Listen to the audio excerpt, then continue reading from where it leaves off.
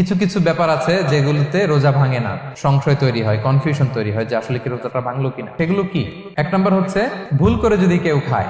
দুই নম্বর হচ্ছে এটা বিবাহিতদের জন্য, বিবাহিতরা ফিজিক্যাল ইন্টারকোর্স যদি করে দেহ থেকে সিমেন আউট হলে রোজা ভেঙে যায়, কিন্তু স্বাভাবিক মেলামেশাতে রোজা ভাঙে না। তিন নম্বর ওয়েট ড্রিম, বাংলায় বলে স্বপ্ন দোষ।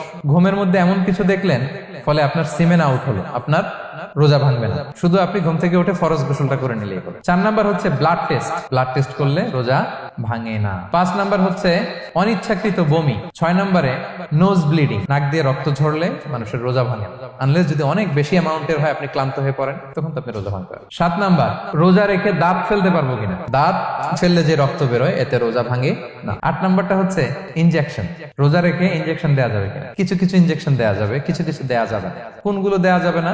এনার্জেটিক ইনজেকশন দেওয়া যাবে না, যে ইনজেকশনে ফুড সাপ্লিমেন্টারি আছে, যেটার মধ্যে নিউট্রিশন ভ্যালু আছে, এই ইনজেকশন গুলো দেওয়া যাবে না। কিন্তু পেইন কিলার যে ইনজেকশন গুলো আছে এটা দিতে পারবেন। অ্যান্টিবায়োটিক ইনজেকশন দিতে পারবেন, অ্যানেস্থেটিক ইনজেকশন দিতে পারবেন, এই জাতীয় মেডিকেশন ইনজেকশন গুলো দিতে পারবেন। নয় নম্বরে কিছু কমন ব্যাপার আছে, এর মধ্যে এক নম্বর হচ্ছে টুথপেস্ট। রোজা রেখে টুথপেস্ট দিয়ে ব্রাশ করা যাবে কিনা? যাবে, কিন্তু না করাই ভালো।